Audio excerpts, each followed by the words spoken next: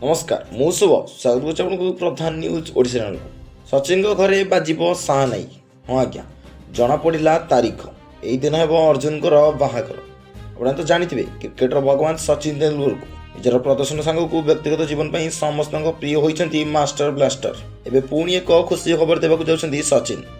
पुओ अर्जुन तेंदुलकर निकट में निबंध सरी जाइए बेले बह केवे जना पड़ी। आईपीएल 2026 पूर्व बह प्रस्तुति आरंभ हो सूचना मिली।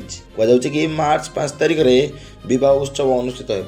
मार्च 5 तारिख में सानिया हाथ धरे अर्जुन। तेज मार्च 3 तारिख बह कार्यक्रम हो। उत्सव में बहु वीआईपी एवं सेलिब्रिटी मैंने जोग देवे। बह उत्सव मुंबई में अनुष्ठित हो। ए निकटतम बंधु परिजन क्रिकेट दुनिया बहु खेलाड़ी मैंने जोग देवे। 25 अगस्ट मसरे अर्जुन निबंध व्यक्तिगत समारोह अनुष्ठित होता। परिवार लोकों बहु कम सदस्य जोग देते। सचिन को बहु सानिया कथा जदि कहवा से होती मुंबई प्रतिष्ठित व्यवसायी रवि घाई नातुणी। बापा सचिन आंतर्जातीय क्रिकेट रे जने जनाशुना खेलाड़ी। मात्र अर्जुन एजावत आंतर्जातीय क्रिकेट रे डेब्यू करि ना। आईपीएल मुंबई इंडियंस पक्षर से खेली बेले चलित सीजन रे लखनऊ सुपर जायंट्स दल में सामिल कर 2026 रे नुआ फ्रांचाइज रे नजर आसबे अर्जुन। निजर वैवाहिक जीवन सह नुआ इनिंग्स अन्यपटे आईपीएल रे नुआ फ्रांचाइज कहुच्छे कि यही वर्ष अनेक किसी नुआ अनुभूति हे निश्चित।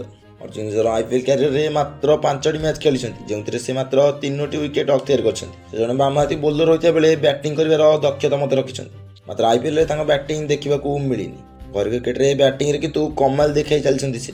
प्रथम से मुंबई घर क्रिकेट खेलुले। मात्र 2022 मसीहा पर से गोवा खेल जारी रखिंट। लिस्ट ए क्रिकेट रे अर्जुन भल रेकर्ड रही। किंतु यह नजर रही ए वर्ष जेहेतु लखनऊ सुपर जायंट्स को देखते लखनऊ सुपर जायंट्स केते चांस दूसरी आर के फायदा उठुं देखा जाऊ अर्जुन तेंदुलकर कौन कर 2026। किंतु आम देखा अन्य खबर सहित जब आप नहीं जाए देखते आपको बहुत बहुत धन्यवाद। ता सहित आपने पूर्व चैनल को गोटे सब्सक्राइब कर जातु कारण ओडिशा देश विदेश विभिन्न खबर एठारे बराबर मिल जाए।